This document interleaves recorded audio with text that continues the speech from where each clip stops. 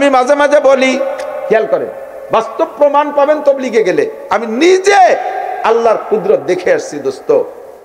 কিশোরগঞ্জ পাকুন্দি থানা সদরে আমি তবলিগ জামাত নিয়ে গেছি। একটা যুবক আমার সাথে 1 ঘন্টা কথা বলছে।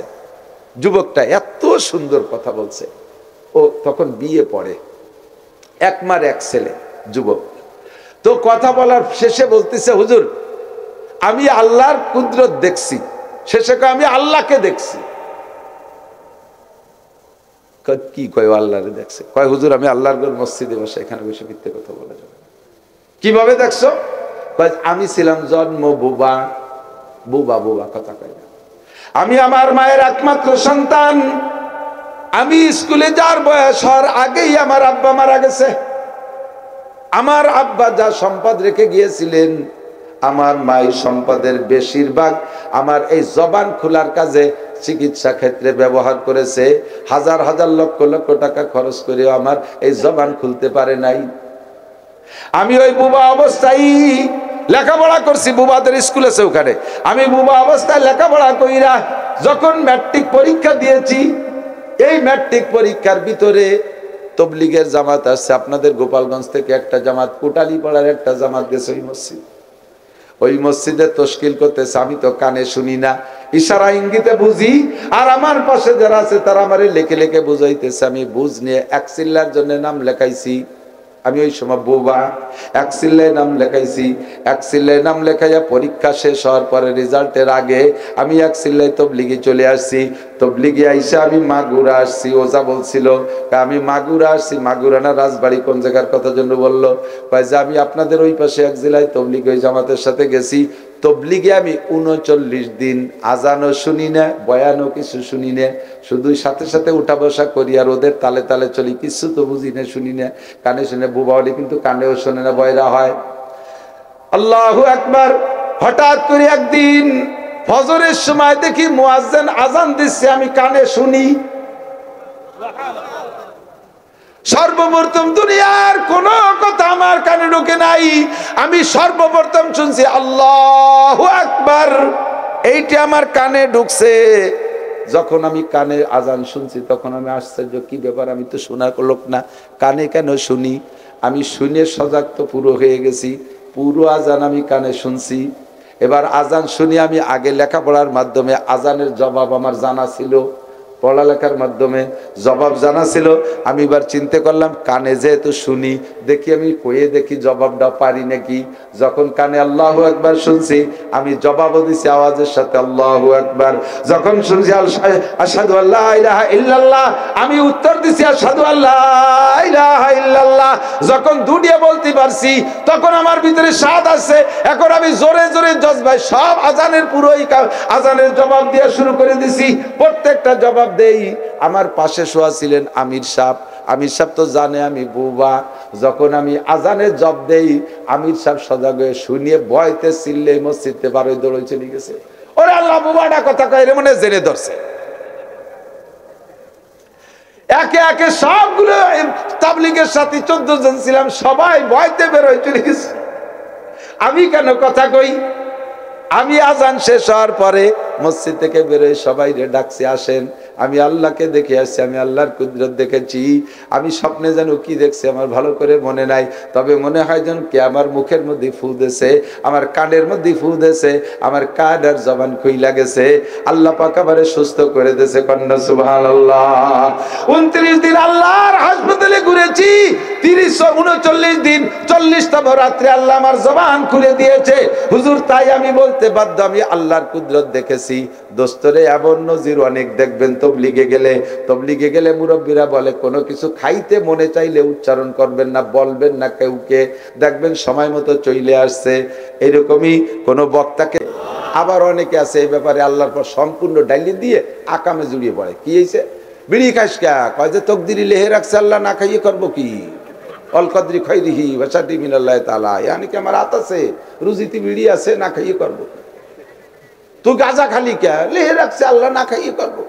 তো নামাজ পড়িস টেকা? কয় নাই, কপালে নামাজ নাই, আল্লাহ লেহি নেই। দেখি কত বড় বিশ্বাসী। তুই সুরিয়ার লিখা আছে, সুরিয়ার না করবো। তাহলে আয় দুটো বাড়ি দেই, চুপ করে খাইয়ে চলে যায়, বিশ্বাস করছে রুজিতে বাড়ি ছিল তাই খাইছি, এ জায়গা আবার দুটো ফেরত দাও কেন? ঘুষি একটা দিছি খাইয়ে চলে যা, বিশ্বাস করছে তকদিরে ঘুষি ছিল খাইছি, আবার আর একটা আমারে দাও, আমি তো বিশ্বাসী না। পক্ষের সময় তুমি তকদিরে বিশ্বাস করো, বিপক্ষের সময় করো না। ইমানকে তৈরি করে নাখলিস দীনাকা ইয়াকফিকাল আমালুল কালিল, তোমার ইমানকে খাঁটি করো, অল্প আমলি নাজাতের জন্য যথেষ্ট হইবে। কতক্ষণ ঠিক কি ঠিক না? ইমান ফেরেশ করেন আমার দিকে তাকান। আমাদের ইমানের ভিতরে অন্যতম ইমান হলো, খেয়াল করেন আমার দিক, অন্যতম ইমানের এক নম্বর হলো আমানতু বিল্লাহ। বলেন আমানতু বিল্লাহ, আমানতু বিল্লাহ, আমি আল্লাহকে বিশ্বাস করি। এ যুবক বলো দোস্ত, আল্লাহ আছে না নাই? কতক্ষণ? আপাতত আল্লাহ দুর্বল, বুড়ো হয়ে গেছে বলে বার্ধক্যজনিত কারণে আল্লাহ কিছু করতে পারে না। পারে পারে পারে পারে বিশ্বাস রাখো, যে কোনো সময় এনি টাইম এভরিডে তোমাকে কিন্তু অ্যাটাক করে বসতে পারে। আল্লাহর সেই ক্ষমতা একটু কমে নাই। আল্লাহ পাক বার্ধক্যজনিত কারণে দুর্বল হয় না। আল্লাহ পাক আগেও যেমন হাইয়ুন কাইয়ুম, আগেও যেমন আছে এখনো তেমন আছে, অনাদি অনন্তকালের আল্লাহ। আমি আল্লাহকে বিশ্বাস করি। আমি ক্ষণস্থায়ী, আগে ছিলাম না, এখন আছি, আবার থাকবো না। কতক্ষণ? এই মাঠে যারা আছেন আমি 100% গ্যারান্টি দিয়ে বলতে পারি, নিশ্চয়ই মাঠের ভিতরে 100 বছরে কোনো মানুষ নাই। আজ থেকে 100 বছর আগে আমাদের এই কয়জনের কোনো নামগন্ধ দুনিয়ায় ছিল? আবার চ্যালেঞ্জ করে বলি, আগামী 100 বছর পরের একজনও থাকবেন না, এর মধ্যে কোনো সন্দেহ নাই। ছোট 5-6 বছর 8 বছরের থেকে নিয়ে আগামী বুড়ো যারা বুড়ো হয়েছি যারা, আমরা আগামী 100 বছর পরে কেউ থাকবো না। হালাতা আলাল ইনসানি হিনুম মিনাদ দাহরি লাম ইয়াকুন শাইআম মাযকুরা। আল্লাহ পাক বলেন, একটা সময় চলে গেছে দুনিয়ায়, তোমার নামগন্ধ দুনিয়ায় কিছুই ছিল না। আবার তোমার উপরে একটা দিন আসবে, সেদিন তোমার নাম নেওয়ার কেউ থাকবে না। আমরা আপাতত দোয়া মুনাজাত করি কত দূর পর্যন্ত? আব্বা মা, দাদা দাদি, নানা নানি, এরপরে তাওই পর দাদার নাম আর আমরা উচ্চারণ করি না। তখন ঠিক কি ঠিক না? আল্লাহু আকবার। ছবি তুলেন না, ছবি তুলে কষ্ট হয়। আমরা 2-3 পুরুষ পর্যন্ত দোয়া করি, তার বাইরে আমাদের পিছনের আর কিছুই মনে থাকে না। এ আমার প্রাণপ্রিয় উপস্থিতি, আমরা মারা যাওয়ার পরে সর্বোচ্চ নাতি নাতনি পোতা পুতনি পর্যন্ত আমাদের স্মরণ করবে। এরপরে যে যদি দুনিয়া থাকে, আমাদের নাম বলার আর কেউ থাকবে না। ঠিক কি ঠিক না? আল্লাহু আকবার। তবে সর্বহালাতে আমার আল্লাহ থাকবে, লা ইলাহা ইল্লাল্লাহ মুহাম্মাদুর রাসূলুল্লাহ। এ জগতের মালিক কে? পেঁয়াজের খাতের মালিক কে? মদ্যের খাতের মালিক কে? মধ্যগাতির মালিক কে? বাংলাদেশের মালিক কে? দুনিয়াব্যাপী মালিক কে? যদি মালিক আল্লাহ হয়, তাহলে এই দুনিয়াকে চলতে হলে সংবিধান লাগবে কার? কুলিল্লাহুম্মা মালিকাল মুলক তুতিল মুলকা মান তাশা ওয়া তানজিউল মুলকা মিম্মান তাশা। বলে জগতের মালিক আমার আল্লাহ, যে কোনো সময় যাকে খুশি যখন যতটুক পছন্দ হয়, যতটুক টাইমের জন্য পছন্দ হয়, আল্লাহ তাকে ততটুক টাইমের জন্য, কিছুক্ষণের জন্য সম্পদের মালিক, ক্ষমতার মালিক তারে বানায় দেয়। আবার যদি সম্পদের ক্ষমতার সাথে অপব্যবহার করে, তানজিউল মুলকা মিম্মান তাশা, আল্লাহ ঘেটি ধরে তাড়াই দিয়া ওই ক্ষমতা ছুটোই দিয়ে আরেকজনের কাছে দিয়ে দেয়।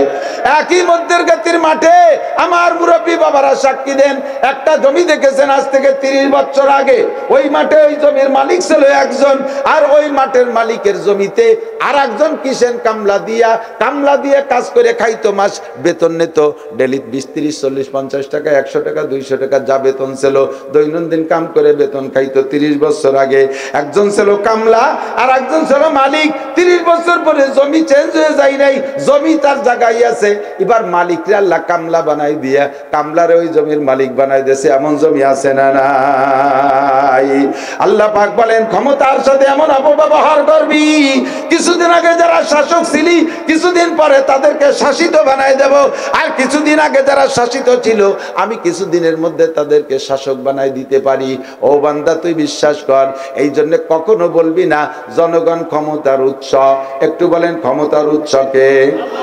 ক্ষমতার উৎস জনগণ। একথা বলা শিরকি গুনাহ, একথা বললে মুশরিক হয়ে যাবেন।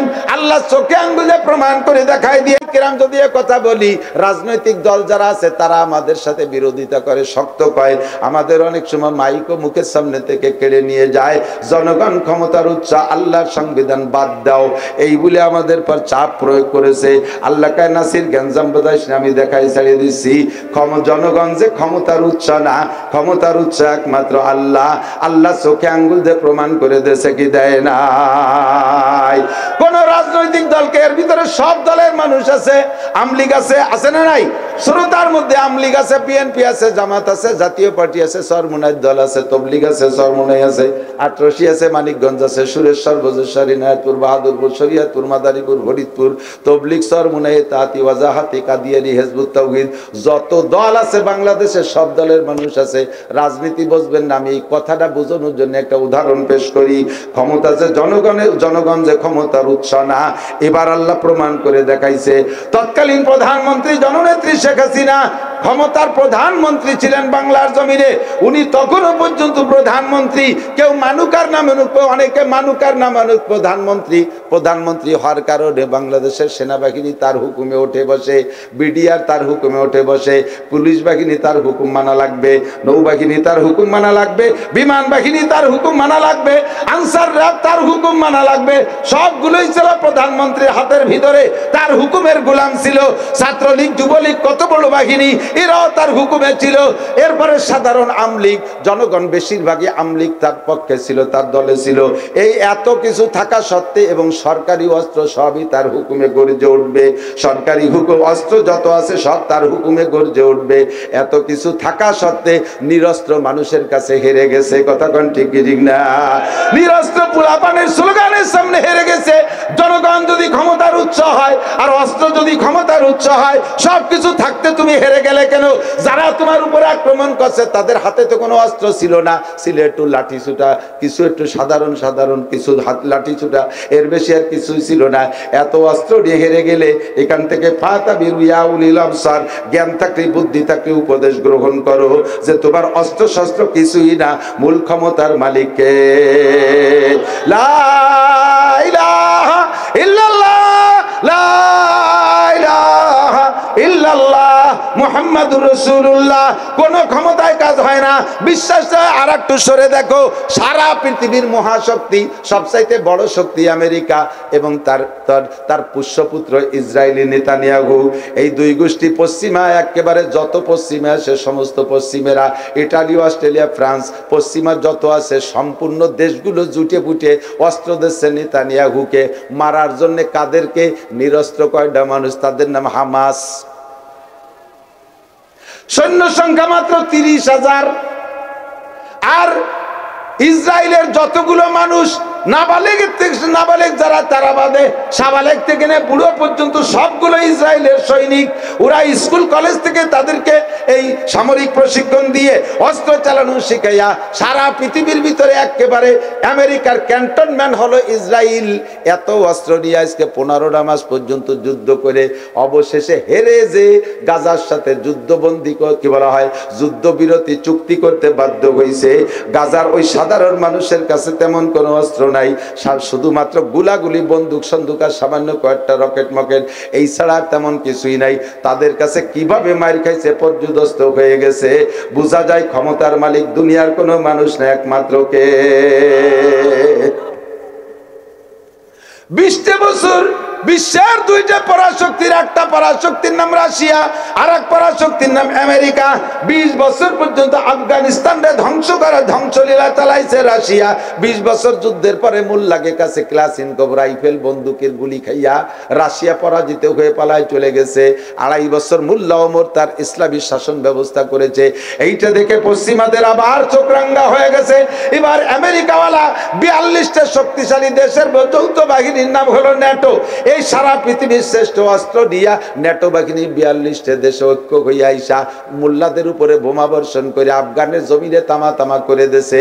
অবশেষে এমন মার খেয়ে গেছে, বেইজ্জতি, অপমানজনক মার, পরনের কাপড় পর্যন্ত পরতে সময় পাই নাই। মোল্লাকে গুলির কাছে সব পালাইতে বাধ্য হয়েছে। 8,000 কোটি টাকা মার্কিন ডলারের অস্ত্র সমরাস্ত্র ফেলে রেখে অনেকে প্যান্ট পরতে সময় পায়নি, ল্যাংটা ফ্যাংটা হয়ে বিমানে উঠে পালাইছে। বোঝা যায় জনগণ ক্ষমতার উচ্চ না, ক্ষমতার উচ্চ একমাত্র আমার আল্লাহ। ও দোস্ত, আমার আল্লাহ বলেন তুমি আমাকে ইয়াকিন রাখো, সর্বময় ক্ষমতার মালিক আমি আল্লাহ। আমি আল্লাহ খাওয়াই, আমি আল্লাহ পড়াই, ফসল দেই আমি। আরে ডক্টর ইউনূসের ক্ষমতা নাই একটা কপির দাম কমাবে, 1 কেজি আলুর দাম কমাবে, একটা লাউ কদুর দাম কমাবে। 100-150-200 টাকা দিয়ে যে লাউ কদু কিনে খাওয়া লাগছে, এখন 20 টাকা করে বাড়ি বাড়ি ফেরিয়ে বেশি বেড়াচ্ছে। এটা কি ডক্টর ইউনূসের ক্রেডিট? কার ক্রেডিট? জগতের কোন মানুষের ক্রেডিট নয়, সম্পূর্ণ আল্লাহর ক্রেডিট। ঠিক কি ঠিক না? এই জন্য ওখানে বিশ্বাস তৈরি করো, খাওয়াই আল্লাহ, পরে আল্লাহ, বাসে আল্লাহ, মারে আল্লাহ। ওমাই ইয়াতাওয়াক্কাল আলাল্লাহ ফাহুয়া হাসবুহু। যে আল্লাহর পর যত বিশ্বাস, আমার যুবক, যে আল্লাহর পর যত বিশ্বাস তৈরি করতে পারে, আল্লাহ তার জন্য তত সুন্দর ব্যবস্থা করে। আর আল্লাহ থেকে বিশ্বাসকে বা ভরসাকে যদি তুমি মখলুকের দিকে নিয়ে যাও, তখন আল্লাহর রহমতের হাতটা সরাই নিয়ে যায়। প্রমাণের জন্য দুই একটা কথা শুনে আমার দিক তাকান। মুরব্বীরা, কৃষক যারা আছে তারা সাক্ষী দেন। আমি ক্লাস 3, 4, 5 3 ক্লাস যখন এতটুক লাঙ্গলের গুটি আমার মাথার উপরে, সেই সময় আমি বাপের সাথে সাথে ডাঙ্গায় মাঠে চকের ভিতরে ডবল হাল চাষ করছি। আব্বা সামনের হাল, আমি পিছনের হাল। বাপের সাথে, বুড়ো বাপের ছেলে আমরা, আমার বড় 5, 6, 7টা ভাই বোন, আমি আমার মার 8 নম্বর সন্তান। বুড়ো বাপের সন্তান, বাপের সাথে হাল চাষ করছি। লাঙ্গলের গুটি ধরে ঝুলিয়ে টাইচি ধরে রাখতাম। লাঙ্গল তো উপর দিয়ে ঠাইচে ধরতে, আমি তো উপরে না, আমি তো নিচে পড়ে গেছি, ঝুলিয়ে ঠাইচে ধরে রাখতাম। এই জন্য লাঙ্গল ফাংশন জানি। আমার ভালো করে মনে আছে, সিজনে সিজনে নিয়মতান্ত্রিক বৃষ্টি হতো। কতক্ষণ নিয়মতান্ত্রিক বৃষ্টির অপেক্ষা করতো কৃষকরা। সে সময় সেলো ছিল না, ডিপ টিউবওয়েল ছিল না, নিচের পানি উঠানোর কোনো ব্যবস্থা ছিল না। বৃষ্টির পানির পর ভরসা ছিল। চৈত্র বাণী একটা বৃষ্টি হতো, ওই বাণী চাষ করে মারতে, ওই বৃষ্টিতে চাষ করে মারতে ফাটাই ফেলতো। এরপরে কয়দিন আবার খরা হতো, তাতে জমিনের কোপটপ দিয়া যা দরকার দিয়ে রেডি করতো। আবার আর একটা বৃষ্টি হতো, তাতে মোটামুটি মাটি ফাইটে যেত। এরপরে কয়দিন আবার বিরতি দিত, এরপরে আর একটা বৃষ্টি হতো, ওই বৃষ্টিতে বাইনবুর্নি শুরু হয়ে যাইতো। গনে গনে বৃষ্টি হতো, ওই বৃষ্টির পর যে বাইনবুর্নি দিচ্ছে তাতে ফসল গজাই যাইতো, বীজ গজাই যাইতো। একটু একটু মাথা বেরোনোর পরে আবার একটা শুকনো শুকনো ভাব আসতো। এরপরে আবার আর একটা বৃষ্টি হতো সময় মতো, ওই বৃষ্টিতে কোপ কাবজা দেওয়া দরকার দিত, কোপ দিয়ে একটু সার ওষুধ যদি দেওয়া দরকার দিত। এরপরে গাছ যখন একটু বড় হয়ে গেছে, এর ভিতরে নিড়েইতে হবে, বন কাটতে হবে। এই শুকনো মাটিতে নিড়ানো যায় না, হালকা একটা বৃষ্টি দিত, সুন্দরভাবে সব জায়গা ভিজে যাইতো, সুন্দর করে নীলকুট দিতেন। মুরব্বী কৃষকরা সাক্ষী দেন, ঠিক ঠিক না? গনে গনে সময় মতো এগুলো পাইতাম। যখন তোমরা মাটির নিচের পানি বের করা শিখছো, উপরের পানি ভরসা ছেড়ে দিয়েছো, আল্লাহ কা ঠিক আছে, তোদের যোগ্যতা বলে তোরা পানি উঠে ব্যবহার কর, আমি আজ পানি বন্ধ করে দিলাম। নিয়মতান্ত্রিক হবে না, বা নিয়ম হবে। তোদের যোগ্যতা বলে যেই পানি বের করে ফসল বানাইছিস, ওই ফসলের নষ্ট করতে যে সময় বৃষ্টি লাগে, সেই সময় 15 দিন দিয়ে দেবো, সুবইয়ে ভান্তা বানাই ফেলাই দেবো। এবার ঠেকা তলেতে পাইপ দিয়ে পানি উঠাইছিস, এবার ফসলের ছাতি দিয়ে ঠেহা। ভরসা করবি আমার পর, ব্যবস্থা করবো আমি। তাক দুঃখে মাসান তার রুহবে তানান। আমার দিক তাকান, এই দেশে অধিকাংশ 90, এখন 90% হয়ে গেছে, মহিলাদের বাচ্চা কাচ্চার নর্মাল ডেলিভারির অপেক্ষা আর করে না, সিজারে চলে যায়। ভ্যান চালায়, রিক্সা চালায়, মাছ বেচে, কিচেন বেচে, কামলা দেয়, এত গরিব, তারপরও বাচ্চা পেটে আসার পরের থেকে সঞ্চয় শুরু করে। বউরে স্বাভাবিক ডেলিভারির ভিতরে ওই খাটাখাটির মধ্যে যাইতে দেবে না, হাসপাতালে নিয়ে সিংকাইটি বাড়ি নিয়ে আসবে। হাসপাতালের দিকে ভরসা। এরপরে ডাক্তারের নর্মাল ডেলিভারিও হয় না, ডাক্তারের কাছে চেকে নেছে, কোনো মতেও সম্ভব না, তাড়াতাড়ি টাকা পয়সা নিয়ে আসেন, আর না বাংলিশে বেশি বড় হয়ে যেতে পারে পেটের মধ্যে।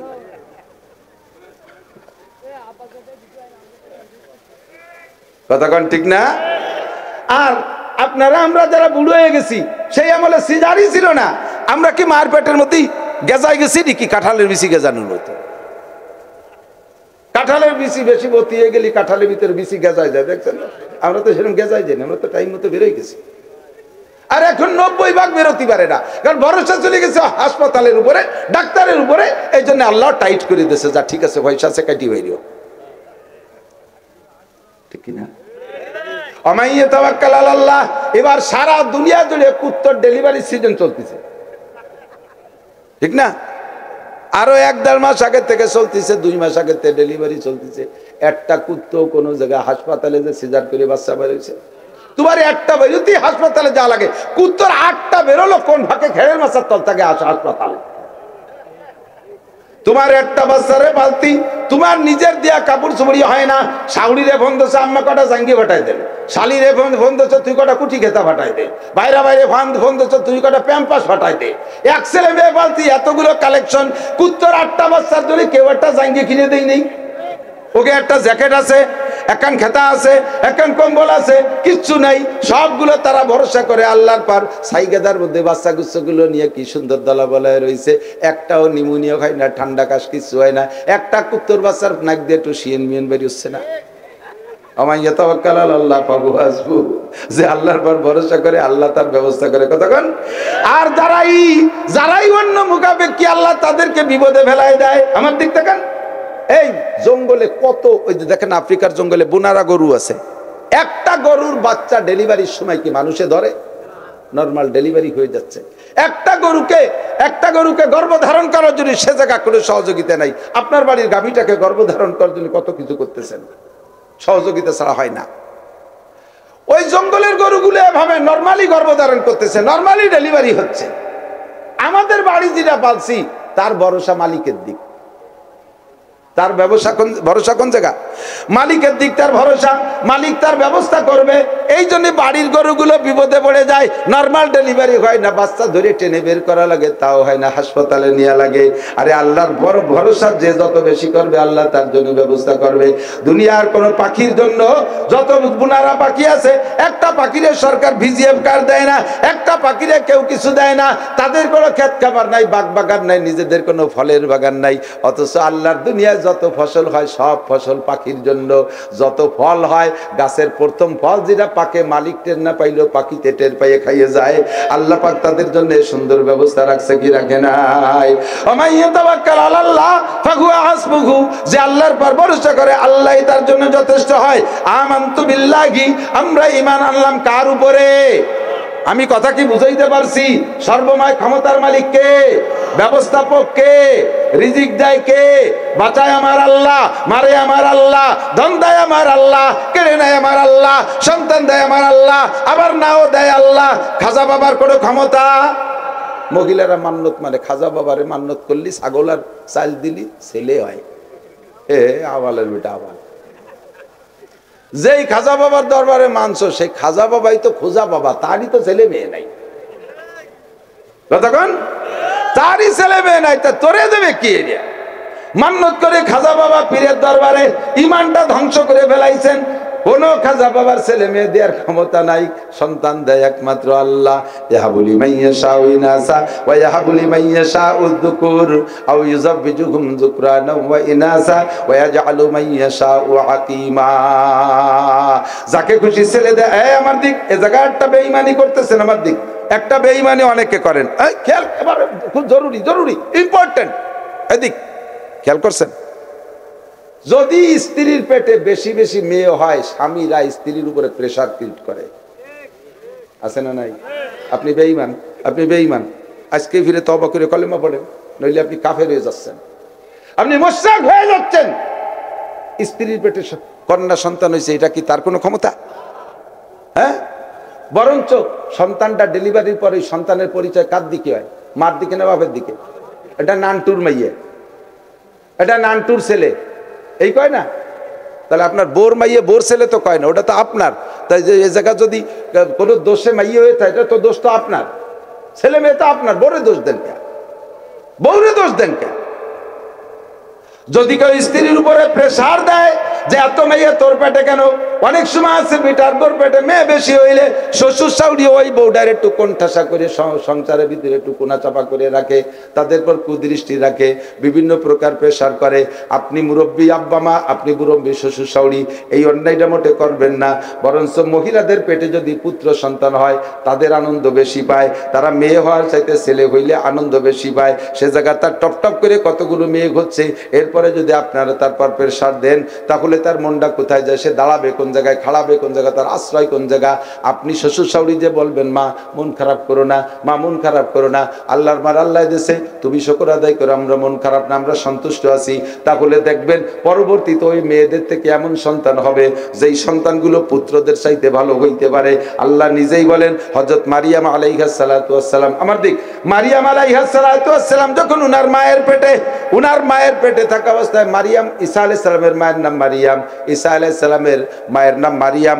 মারিয়ামের আব্বা মারা গেছে উনি পেটে থাকা অবস্থায়। তখন মারিয়ামের আব্বা ছিলেন আগে বাইতুল মুকাদ্দাসের ইমাম, মারিয়ামের আব্বা ছিলেন ইমরান, বাইতুল মুকাদ্দাসের ইমাম। উনি ওই অবস্থায় বাচ্চাকে পেটে রেখে গর্ভ রেখে উনি ইন্তেকাল করেছেন। এবার মারিয়ামের মা মান্নত করছে, রব্বি ইন্নী নাযারতু মা ফি বাতনি মুহাররারান ফাতাকাব্বাল মিন্নি, ও আল্লাহ আমার পেটে যে বাচ্চা আছে এইটাকে আমি আজাদ করে দেব। আমার স্বামী ছিল বাইতুল মুকাদ্দাসের ইমাম খাদেম, আমি আমার বাচ্চাটারে বাইতুল মুকাদ্দাসের ইমাম খাদেম বানাই দেব। মনে মনে নিয়ত হলো যে সন্তান হলে পুত্র সন্তান হবে, আর তাই বাইতুল মুকাদ্দাসের খাদেম বানাই দেব। এই জন্য মান্নত করছে, আল্লাহ পেটে যে সন্তান হবে বাইতুল মুকাদ্দাসের ইমাম খাদেম বানাই দেব। ফালাম্মা ওয়াজাতহা, যখন বাচ্চা ডেলিভারি দিয়েছে, দেখে যে সেইটা মেয়ে বাচ্চা হইছে, কন্যা। কি হইছে? কন্যা, মেয়ে বাচ্চা হইছে। এবার উনি কয়, রব্বিন্নি ওয়াজাতুহা উনসা, আল্লাহ আমি মান্নত করেছিলাম পেটের বাচ্চাটারে মসজিদের খাদেম বানাই দেব। এদি একটা মেয়ে বাচ্চা জন্ম নিল, মেয়েটা তো আর মসজিদের খাদেম হইতে পারবে না, পুরুষ না হইলে মসজিদের খেদমত কি করবে? সঙ্গে সঙ্গে আল্লাহ কি জবাব দেয় শুনে আশ্চর্য হবেন। ও মারিয়ামের মা, তুমি টেনশন করো না, ওয়ালাইসা যাকারু কাল উনসা, তোমার এই মেয়েটার মতো হাজারো পুরুষ হতে পারবে না। হাজার হাজার পুরুষের চাইতে তোমার মেয়েটা আলোচিত হয়ে থাকবে, তোমার মেয়েটা দামি হবে। আল্লাহ তাই করে দিয়েছেন। কিছুদিন পরে যে যখন বাচ্চাটা মসজিদে একা একা থাকার সময় বয়স হয়েছে, মসজিদে যায় থাকতে পারে, এই সময় মারিয়ামের মা মারিয়ামকে নিয়ে মসজিদে গেছে। ওই সময় মারিয়াম আলাইহিস সালাতু ওয়াস সালামের খালুজান জাকারিয়া আলাইহিস সালাম, জাকারিয়া আলাইহিস সালাম ছিলেন বাইতুল মুকাদ্দাসের ইমাম। মারিয়ামকে নিয়ে জাকারিয়ার কাছে দেশে, নবী জাকারিয়ার কাছে, ভাইজান আমার মেয়েটারে মান্নত করছি মসজিদের জন্য, আল্লাহ পাক বলছে এই মেয়েটা নাকি হাজারো ছেলেদের চেয়ে ভালো হবে, মেয়েটারে রেখে গেলাম, আপনি ছাড়া তো মসজিদে কেউ থাকে না। এখন খালুজান তো মসজিদের ইমাম, ওদিকে নবী, তার তো অনেক কাজ আছে। মসজিদের এক কোনায় ছোট্ট একটা মেহরাব বলা হয়, মসজিদের কোনার ভিতরে ছোট্ট একটা রুমের ভিতরে মারিয়ামকে জায়গা দিয়ে রাখছে। মারিয়াম ওর মধ্যে থাকে, আর জাকারিয়া আলাইহিস সালাম 3 বেলা ওখানে খাবার দাবার সব পৌঁছায় দেয়। হঠাৎ করে একদিন উনি টাইম মতো খাবার পৌঁছাইতে পারে না, ভুলে চলে গেছে অন্য জায়গায়, 2-3 ওয়াক্ত চলে গেছে। এখন উনার মনে পড়ছে, আরে কপাল, আমি তো মারিয়ামরে খাবার দেই ওই রুমের ভিতরে, 3-4টা ওয়াক্ত চলে গেল, মারিয়ামরে খাবার দিতে পারলাম না। মহিলা মানুষ বাইরে তালা দিয়ে থুয়ে আসি, কষ্ট পাচ্ছে না, মরে যায় তা আল্লাহই জানে। তাড়াহুড়া করে আইসে দরজা খুলে দেখে মারিয়ামের রুমের ভিতরে একেবারে অপরিচিত অত্যন্ত সুন্দর এমন এমন ফল, যে ফলের সিজন সেই সময় না, বেমৌসুমি ফল মারিয়ামের রুমের ভিতরে। ইয়া মারিয়াম আন্না লাকি হাদা, জাকারিয়া আলাইহিস সালাম বলে, মারিয়াম রে এই ফল তুমি কোথায় পাইলা? মারিয়াম বলে, হাযা রিজকুম মিনাল্লাহ, এটা আল্লাহর পক্ষ থেকে কে যেন এসে আমার রুমের মধ্যে রেখে গেছে, আমারে বলে গেছে এইটা তোমার হালাল, তুমি খাইও। এভাবে মারিয়াম ওই জায়গায় বসে লালিত পালিত হয়। আল্লাহ আলাদা কায়দায় বানায় রাখছে। হঠাৎ করে একদিন এমন করে তালা দিয়া আচানক দেখে রুমের মধ্যে একজন যুবক, একজন পুরুষ, উনি বাইরে আবার তালা দিয়া, জাকারিয়া আলাইহিস সালাম তালা দিয়ে থুয়ে গেছে ভিতরে সব ব্যবস্থা। উনি হঠাৎ দেখে একজন পুরুষ ভিতরে, থরে কম্পিত হয়ে গেছে, আরে কপাল ভাই আপনি এর মধ্যে আসছেন কেন? ওই লোকটা জবাব দেয়, লা তাহজানি ওয়ালা তাখাফি, ভয় পেন না, টেনশন করে না, আনা রূহুল্লাহ জিবরিল আলাইহিস সালাম, একটু কান্না সুবহানাল্লাহ, আমি আল্লাহর পক্ষ থেকে প্রেরিত রূহ জিবরিল আলাইহিস সালাম আসছি আপনার ভিতরে একটা সন্তান দেওয়ার জন্য। মারিয়াম কয়, আলাম ইয়ামসাসনি বাশার, আমারে কোনো পুরুষে স্পর্শ করে নাই আজ পর্যন্ত, আমার পেটে বাচ্চা যাবে কি কইরা? কয় ওই ব্যাপারে আপনার চিন্তা করা লাগবে না। মারিয়ামের এই গলার কাছের জামা দইরা একটু কাপড়টাকে একটু আলগা করে হলকুমের এখানে একটা ফু দিয়েছে, ফুর সঙ্গে সঙ্গে পেটের ভিতরে গর্ভধারণ হয়ে গেছে। যেই বাচ্চাটা লম্বা কিসসা বলতে সময় লাগবে, যেই বাচ্চাটা পেটে গর্ভধারণ কইছে ডাইরেক্ট আল্লাহর পক্ষ থেকে প্রেরিত রূহ, আর ওই বাচ্চাটাই হলো ঈসা আলাইহিস সালাম।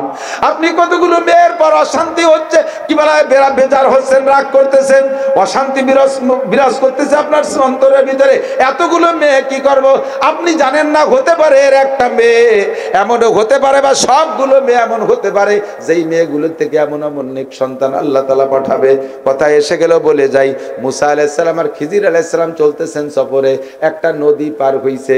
নদী পার হয়ে যে দেখে এক জায়গা কতগুলো ছোট্ট নাবালেক পোলাপান খেলাধুলা করতেছে। হযরত খিজির আলাইহিস সালাম আচানক ওর মধ্যে থেকে একটা বাচ্চারে দইরা গাছের সাথে অথবা ওয়ালের সাথে বা পাথরের সাথে বাড়ি দিয়া ঠ্যাং ধরে মাথা বাড়ি মারছে, মাথাটা চুরো চুরো গুঁড়ো গুঁড়ো হয়ে গেছে, নাবালেক শিশু বাচ্চাটা মারা গেছে। একেবারে অনার্থক, তার সাথে কোনো কথাবার্তা নাই। মুসা আলাইহিস সালাম বলছেন কাতালতা নাফসান বিগাইরি নাফসিন, হে খিজির আপনি এটা কাজটা করলেন কি? এই শিশু বাচ্চা তো আপনার সাথে কোনো বেয়াদবি করে নাই, আপনি তার সাথে কথা বলেন নাই, সেও আপনার সাথে কথা বলেন নাই। আইসেই আচানক ধরে তার মাথাটা বাড়ি দিয়ে ফাটাই দিয়া ছেলেটারে মেরে দিলেন। তার আব্বা মার কাছে কি জবাব দেবেন? খিজির আলাইহিস সালাম আরো ঘটনার পরে লাস্টে বলতেছে, ভাই রে মুসা শুনে নেন, বাচ্চাটারে কেন মারলাম। আল্লাহ পাক আমাকে জানাই দিয়েছে এই শিশু বাচ্চাটা এখনো নাবালেগ, এখন ওরে মেরে ফেলাইছি, ও জাহান্নামে যাবে না, ও যাবে জান্নাতে। আমার হাতে মরার কারণে শহীদি দরজায় জান্নাতে যাবে। পাশাপাশি ওই ছেলেটার আব্বা মা দুইজন বড় নেককার আল্লাহর ওলি, উনরাও জান্নাতি মানুষ। এখনো বাচ্চাটা নাবালেগ আছে।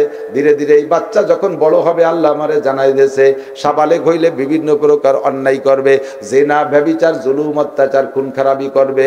আর আব্বা মা সন্তানের টানে ওই ছেলের অন্যায়কে সমর্থন করার কারণে তার আব্বা মার নেকি বাতিল হইয়া তাদের নাম জান্নাতের খাতা থেকে কাইটে জাহান্নামের খাতায় চলে যাবে। অথচ আল্লাহর বরাদ্দ তার আব্বা মারেও জান্নাতে দেবে, ছেলেটারেও শহীদি দরজায় জান্নাতে দেবে। কিন্তু ছেলে বড় হলে তকদির লেখা আছে এইগুলো সে করবে। তাই আল্লাহ পাক আমারে বলে দিলেন ছেলেটারে মাইরে দাও, ওর আব্বা মার তকদির মিস করতে দেওয়া যাবে না, ওর আব্বা মার জান্নাত নষ্ট হতে দেওয়া যাবে না। তাই আমি ছেলেটারে মেরে দিছি। এবার ছেলের মরণের খবর পাইয়া আব্বা মা বিন্দু পরিমাণ বিচলিত হয় নাই, কান্দে নাই। তারা বলে এই আমানত চাঁদে রোজা নজদে মাস দার হাকিকত মালিকে হর শাই খুদাস। সন্তান তো আমার না, আমার নামে একটু পরিচয় দিয়েছে সন্তানের মূল সৃষ্টিকর্তাকে। একটু কথা বলেন না কে? যার মাল সে নিয়ে গেছে। একটু বুঝার জন্য বলি, কষ্ট হচ্ছে। আপনি আমার কাছে এখানের কেউ 10 লাখ টাকা দিয়েছেন, একজন বড় লোক 10 লাখ টাকা দিয়েছেন, হুজুর তো আপনি তো বাটিয়াপাড়া যাবেন, গোপালগঞ্জ যাবেন, বাটিয়াপাড়া হয়ে। তো বাটিয়াপাড়া আমার এক বন্ধু আছে বসে রয়েছে, আমার এখন টাকা নিয়ে যাওয়ার কথা আছে, আপনার ওয়াজ শুনে বসে গেছি। এখন তো রাত বেরিয়ে গেছে, রাত 12টা বাজে, এই 10 লাখ টাকা একটা আপনি নিয়ে যান। এই মজলিসের ভিতরে সবাই সামনে আমার হাতে 10 লাখ টাকা ধরাই দিল। এই টাকা নিয়ে আমার বাটিয়াপাড়া দিতে হবে। এই টাকা বাটিয়াপাড়া নিয়ে দিয়া এত মানুষের ভিতরে যখন দেশে জানছেন, এর মধ্যে তো ভালো মানুষও তো আছে না, যারা ওই যে ফাঁকা জায়গায় দাঁড়াইয়ে গাছ ফেলাই দিয়ে কিছু আরে। যদি জানে যে 10 লাখ টাকা আমি মাওলানা নাসির নিয়ে যাচ্ছি, কোনো হুজুরগিরিতে কাম হবে না, গাছ ফেলাই হুজুর টাকাটা দিয়ে যান। ঝুঁকি আছে না নাই? ডাকাতিও যদি নিয়ে যায় টাকা, আমি যদি উনারে বলি ভাই টাকা কিন্তু ডাকাতি নিয়ে গেছে, কোনো মতেও বিশ্বাস করবে না, বলবে যে হুজুর আপনি গায়েব করে দিয়েছেন। কঠিন একটা ঝুঁকি। আবার বন্ধু মানুষ টাকা দিছে, না নিলেও বলবে যে হুজুর একটু কাজ দিলাম, নিলেন না, করি দিলেন না। তাহলে এই টাকা আমার কাছে পাঠাই দেওয়ার পরে আমার তো পৌঁছাইতে হবে, কঠিন ঝুঁকি না টাকা নিয়ে। আমি রওনা দিছি টাকা নিয়ে, এর মধ্যে ডাক দিছে হুজুর হুজুর হুজুর হুজুর এদিকে আসেন, নেওয়া লাগবে না হুজুর, টাকা নেওয়া লাগবে না। সে লোক আবার বাড়ি চলে আইছে, আমার হাতের থেকে 10 লাখ টাকা নিয়ে আবার তার টাকা সে নিয়ে গেছে। বলেন এখন আমি কি নিরাপদ কিনা? এখন আমি নিরাপদ না? তাহলে আমারে 10 লাখ টাকা দিয়ে যে আবার সে ফেরত নিয়ে গেলে, যে কারণ মনক্ষুণ্ণ পাওয়ার কিছু আছে, আমার কান্দাকাটির কিছু আছে, আমি এর খুশি হবো, বেশি গেছে, ঝামেলা গেছে, ঠিক না? আল্লাহ তাআলা সন্তান দিয়ে কইছে সন্তানরে মানুষ বানায় আনিস আমার কাছে। তাহলে আমার এই সন্তানরে মানুষ বানানো কত বড় ঝুঁকি। 10 লাখ টাকা নিয়ে বাটিপাড়া যাওয়া যেমন ঝুঁকি, তার চেয়ে ঝুঁকি। এটা গাঁজাখোর হবে না, এবাখোর হবে না, চোর হবে না, নুচ্চ হবে, এটা কি হবে, জেনাখোর হবে না, ব্যভিচারী হবে, আমি জানি না। এই সন্তানটা বড় করা, তা যদি শিশুকালে আমার হাতের থেকে নিয়ে যায়, আমার ঝামেলা থেকে মুক্ত হলাম, আমি দায় মুক্ত হয়ে গেলাম, ঠিক কি ঠিক না? কিন্তু রক্তের টানে আমার একটু কান্না, একটু মায়া লাগেই। ওই বাচ্চাটা মারা যাওয়ার পর তার আব্বা মা কয় ই আমানত চন্দ্র রোজা নজদে মাস দর হাকিকত মালিকে হার শাইখুদাস। সন্তান আল্লাহ আমার হাতে আমানত দিয়েছিলেন, বড় যদি ভালোভাবে করতে পারতাম তো কপালের বিষয়, আর যদি বড় হওয়া পর্যন্ত নষ্ট হয়ে যায় জবাবদেহি করতে হবে। কাজে আমি নিরাপদ হয়ে গেলাম, বাইচা গেলাম।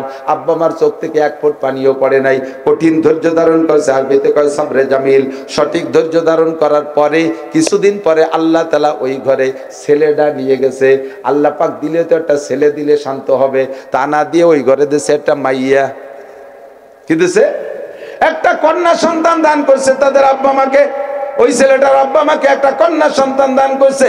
তাফসীরে মারিফুল কোরআনে লেখে এই কন্যা সন্তানের বংশের ভিতরে যাইয়া ওই মেয়েটার মেয়ে তার মেয়ে তার মেয়ে ভাবে সরতে সরতে ওই বংশের ভিতরে পরবর্তীতে 19 জন নবী সন্তান জন্ম নিয়েছে।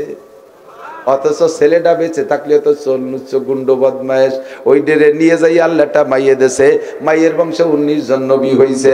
ও ভাইরা, আপনি যে ছেলে চাইতেছেন ওই ছেলেটা এরশাদ শিকদার কানা জাহাঙ্গীর পিসি হান্নান দুনিয়ার লুচ্চ বদমায়েশ হইতে পারে, চোর ডাকাত বদমায়েশ হইতে পারতো। কতক্ষণ আপনার ঘরে আল্লাহ মেয়ে দেশে মহিলাগুলো এভাবে চোর ডাকাত বদমায়েশ খুব কমই হয়, তারা নরম তবিয়তের হয়। হতে পারে ওই আপনার মেয়েদের ভিতরে আল্লাহ তাআলা ভালো ভালো সন্তান দিতে পারে। কাজেই আপনি মেয়ে পেয়ে সন্তুষ্ট হবেন, কখনো স্ত্রীর পর প্রেসার দেবেন না। যদি স্ত্রীর পর প্রেসার দেন তাহলে আল্লাহ পাক আপনারা বলি আরে খেয়াল করেন এদিক তাকান, ইমান ঠিক করেন মিয়া, সমাজ জ্বলি গেছে।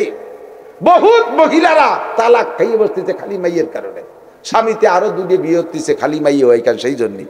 এবার যদি আল্লাহ কয় তোর মাইয়ে পছন্দ হয় না, ছেলে ভালো লাগে, তাই তোর বউ পারে না, বিটি মানুষ ছেলে মাইয়ে বানাইছে, তোরা বিটা মানুষ তোরা তো এই বল মারির আংটা ধরে উঠে চার নামাজ এত শক্তিশালী ছেলে, ছেলে কটা তোরা বানা। যদি আপনাকে পুরুষকে আল্লাহ কয় যে তোর বউ মেয়ে বানাইছে তাই পছন্দ হয় না, তোর ছেলে লাগবে, তাই ছেলে কটা তোরা বানা। খালি ছেলে না, ছেলেরা ছেলে করতে যেটুক লাগে সেইটুক বানা, সেটুকুর নাম করলাম না। ছেলেরা ছেলে করতে যেটুক লাগে ওইটুক বানা যদি পারিস কয় বেটা, তা যদি না পারিস তাহলে বোর পার চাপ দিস না, দোয়া কর। ছেলে দেয় কে?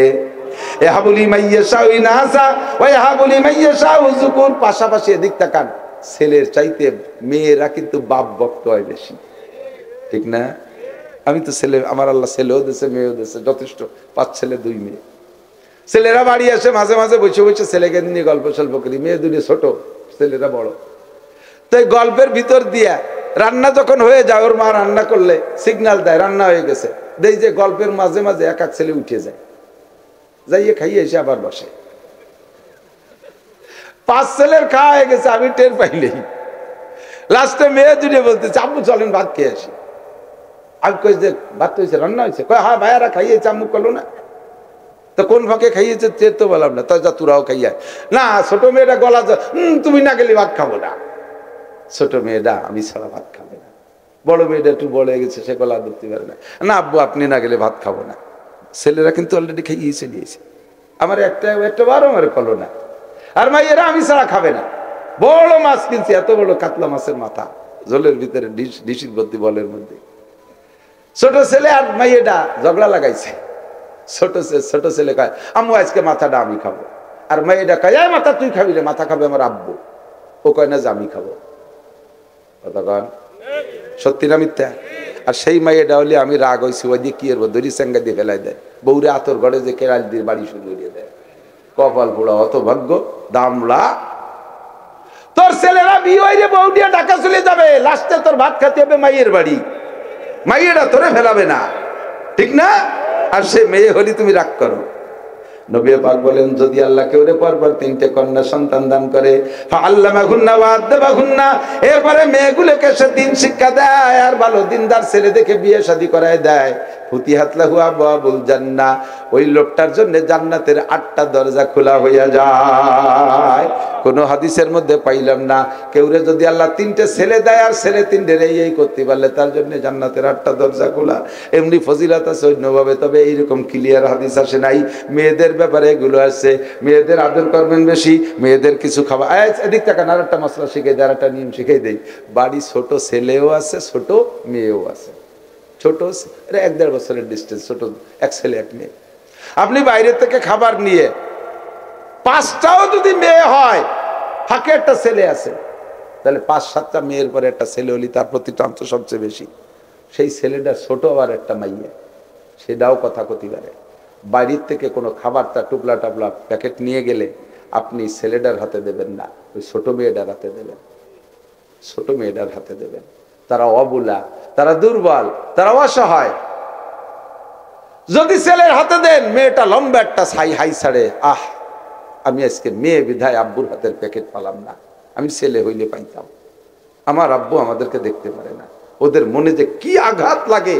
হাতে দেবেন, দেখবেন যে ও খাবে না, ও নিয়ে আবার ওর বাইরে দেবে, ভাইয়া তুই খা, ভাইয়া তুই খা, ওরা আবার বাইরে ভক্ত। কিন্তু আপনি দেয়ার সিস্টেমে উল্টো করবেন না, খাবারটা দেবেন বাচ্চা মেয়েটার হাতে। কতক্ষণ এই যুবকের দিক তাকাও, তুমি কোথাও চাকরি করো, ব্যাচেলার, একটা রুমের ভিতরে ছোট্ট একটা খাট নিয়ে থাকো, একটার সাথে একটা এসে গেল বলে কয়ে যাচ্ছি আর কি। এদিক একটা রুমের ভিতরে তুমি থাকো, ছোট সিঙ্গেল কবর সাইজের একটা চৌকি, সিঙ্গেল খাট কবর সাইজের একটা চৌকি, একা একা থাকো, তো বড় চৌকির দরকার নাই। তোমার আব্বা মা দুইজন বেড়াইতে গেছে, তোমার ওখানে রুমের মধ্যে একটা চৌকিতে তুমি থাকো, ওটা 1.5 হাত চওড়া বা 2 হাত চওড়া, আর একখান চেয়ার আছে, নিজে বসো বলে একটা চেয়ার। আব্বা মা দুইজন বেড়াইতে গেছে, এই দুইজনের ভিতরে কারে কোন জায়গা বসাবা কত?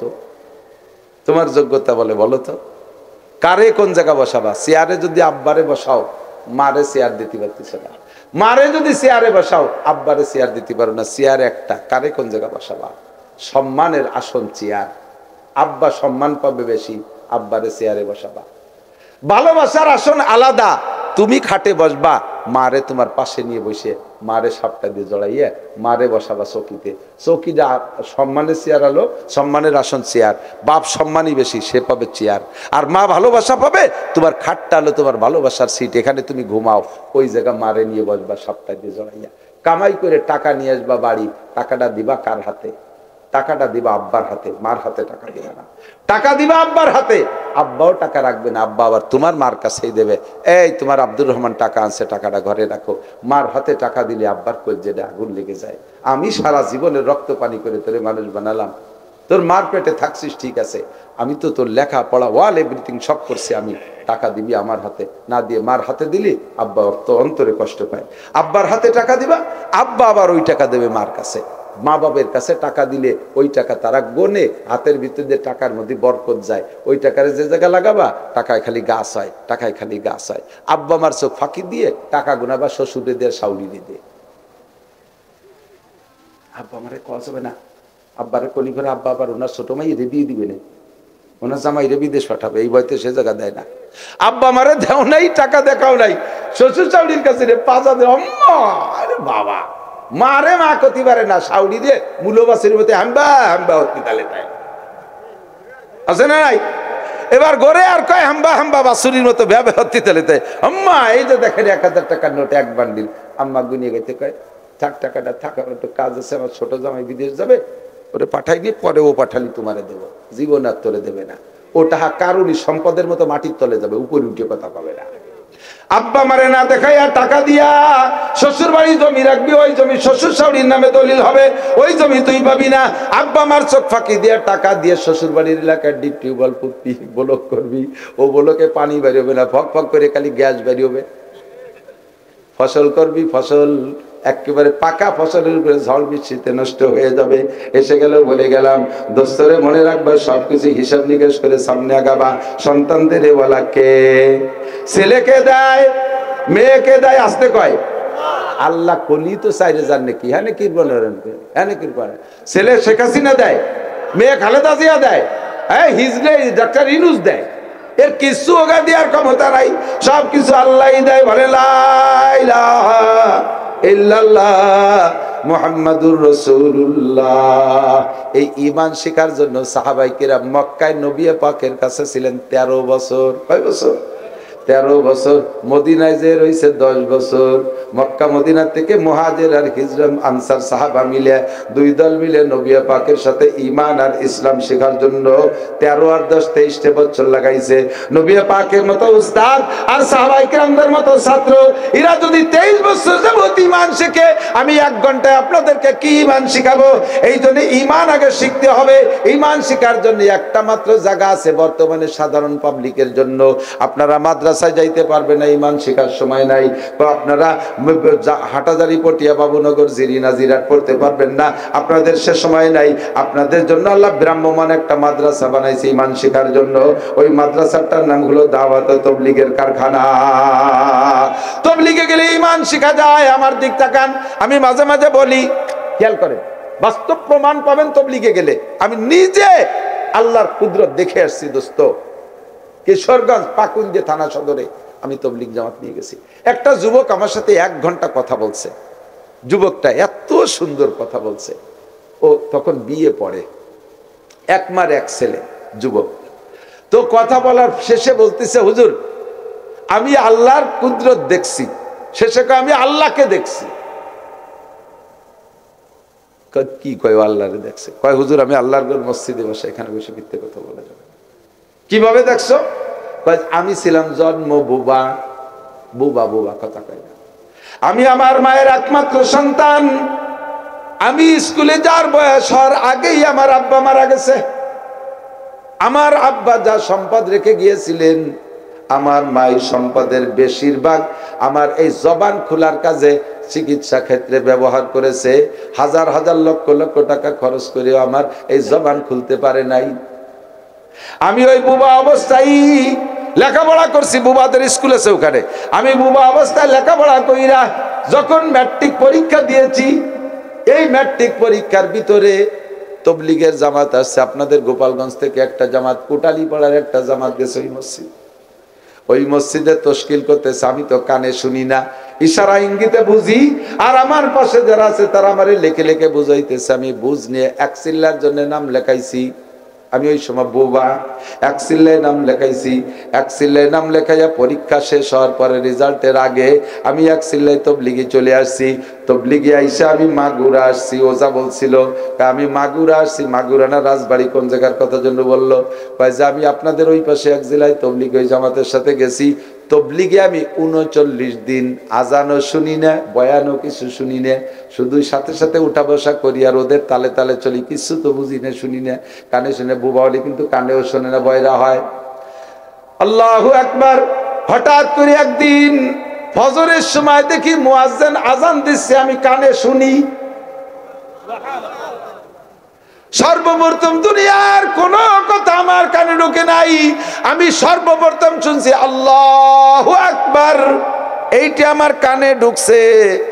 যখন আমি কানে আজান শুনছি তখন আমি আশ্চর্য, কি ব্যাপার, আমি তো শোনার লোক না, কানে কেন শুনি? আমি শুনে সজাগ তো পুরো হয়ে গেছি। পুরো আজান আমি কানে শুনছি। এবার আজান শুনি আমি আগে লেখাপড়ার মাধ্যমে আজানের জবাব আমার জানা ছিল, পড়ালেখার মাধ্যমে জবাব জানা ছিল। আমি এবার চিন্তা করলাম কানে যেহেতু শুনি, দেখি আমি কয়ে দেখি জবাবটা পারি নাকি। যখন কানে আল্লাহু আকবার শুনছি, আমি জবাবও দিছি আওয়াজের সাথে আল্লাহু আকবার।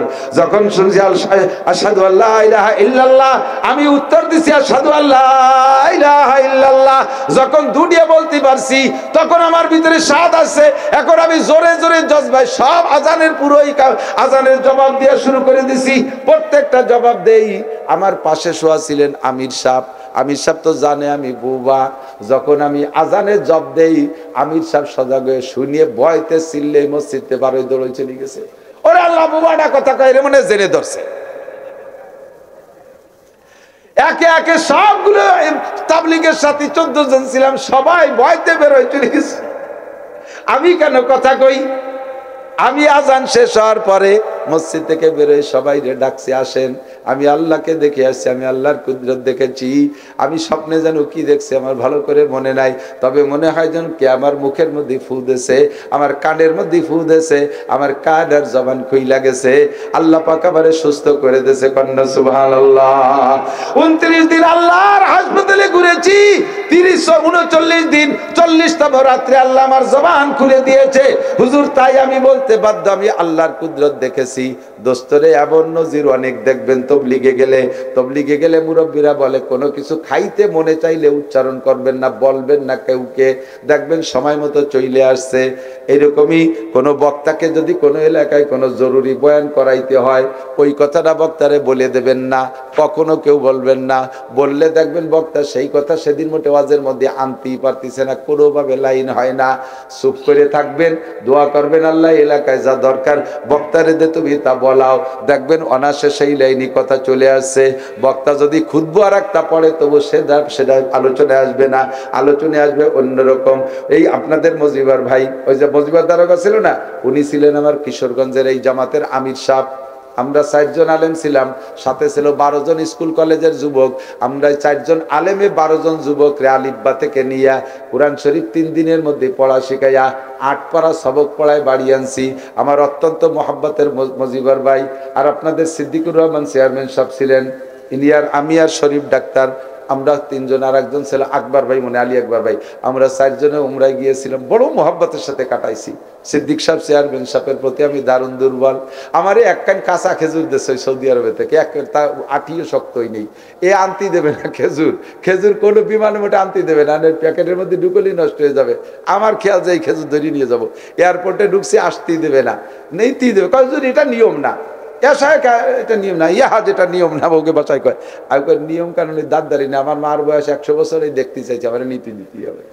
শেষে মার কথা কইলে ওরা দুর্বল হয়ে গেছে, আচ্ছা ঠিক আছে নিয়ে যান। বিমানে উঠার পরে পাকিস্তানি বিটিরা ছিল, এসে দুবাইতে ট্রানজিট ছিল, পাকিস্তানি মহিলারা জাগ ধরে চলে আইছে, ভাই তো থোড়া সা মুঝে দিজিয়ে, ভাই মুঝে ছড়া দিজিয়ে। এ বিটিরা খালি কাড়ি কুড়ি সিঁড়ি গুড়িয়ে নিয়ে গেছে। পরে যা ছিল তাই সিদ্দিক ভাই চেয়ারম্যান সাহেবকে দিছি, ওনারা কিছু দিছি, শরীফ ডাক্তার কিছু দিয়েছে। এই মহব্বতের মানুষ 2 জনই চলে গেছে, শরীফ ডাক্তারও নাই, সিদ্দিক চেয়ারম্যানও নাই, আমার মহব্বতের মজিবার ভাইও নাই। আমরা একসাথেই ছিলাম, আলহামদুলিল্লাহ একসাথেই ছিলাম। তো তবলিগের এই উসুলের পর ওই দিন দেখছি, আমি বললাম মজিবার ভাই চিল্লে তো শেষই হয়ে গেল, একটু দুধ তো কাটি পারলাম না। কয় যে তাহলে আজকে দুধ কিনা হবে। 2 জন খাদেমরে দিয়ে 3টে বাজার ঘুরাইছি, কোনো জায়গা দুধ পালাম না। 3 বাজারে ঘুরে কোথাও দুধ পালাম না। অথচ সেই সব বাজারে বিকেলে ঘুরতে যে কত দুধ দেখি যে বেচতে পারে না, বাড়ি নিয়ে যাচ্ছে। শেষে কলম যে তালি তো ওই তবলিগের ওই কথা ঠিক আছে, কইলে পাওয়া যায় না, না কই চুপ করে থাকলে আল্লাহ দেয়। এরপরে পরানে চাইছে কাঁঠালে, আমি করতে পারতেছি না, কইতে পাবো না, কোনো হাটে চুপ করে রয়েছি। আল্লাহর রহমতে আইজও আসে নাই, কাইল মসজিদের শেষ দিন এক কাঁঠাল আইছে 30 কেজি ওজনের। 14-20 জন ছিলাম, খাইয়ে সারতে পারি না, 2 দিন পর্যন্ত খাইছি সেই কাঁঠাল। প্রত্যেকটা বিষয় এরকম ভরসা করেন কার পর? আল্লাহর পর, আল্লাহ দিয়ে দেবে। মোহতামিম সাহেবরা ইমান তৈরি করেন, সাধারণ পাবলিকের যে ইমান আছে মোহতামিমকে আমাকে হুজুরকে সেই ইমান নাই। সাধারণ পাবলিকের কথা বিশ্বাস করে মেনে নেবে, কিন্তু হুজুরের কাছে টাকা কামাই, টাকা কালেক্ট, হুজুর এত ওয়াজ করতেছে, ভালোই তো করতেছে, কিন্তু টাকা উঠবে না কোনো, ওনার কিন্তু বেমানি নাই। আমি যত ভালো ওয়াজ করি আপনারা খুশি হবেন, ওনার চিন্তা হলো টাকার দিক রয়েছে, দরকার নাই। আমার মাদ্রাসায় এখন বর্তমানে 40 লক্ষ টাকা দিনে আছে। 40 লক্ষ টাকা মানে আমার বেতন পাওনা রয়েছে 19 লাখ, আর অন্যান্য উস্তাদদের মিলে রয়েছে আর 21-22 লাখ। আর মাদ্রাসা আমার কাছে দিনে আছে নগদ ক্যাশ টাকা কর্জ দিছি 28 লক্ষ টাকা, আর দোকানে বাকি রয়েছে 4 লাখ। তাও আমি মাঠের মধ্যে বলি নাই, বলি কি হবে, এত টাকা কে দেবে? চাইয়ে তুইছে আল্লাহর কাছে, আল্লাহ ব্যবস্থা করে দিলি দেবে, নাহলে যা কামাই তাই দিতেই থাকবো। আর আপনার তো এখনো 30,000 টাকা ক্যাশ রয়েছে, আপনার এত চিন্তা কি? আপনার এত চিন্তা কি? 30,000 তো রয়েছে, আর আমার 60-70 লাখ টাকা মাদ্রাসা দিনা, 1 ফুটো চিন্তা নেই। যে আল্লাহর দিন করি সে আল্লাহ ব্যবস্থা করে দেবে। কতক্ষণ আমাদের ভরসা কার পর? আপনাদের একই আছে না নাই?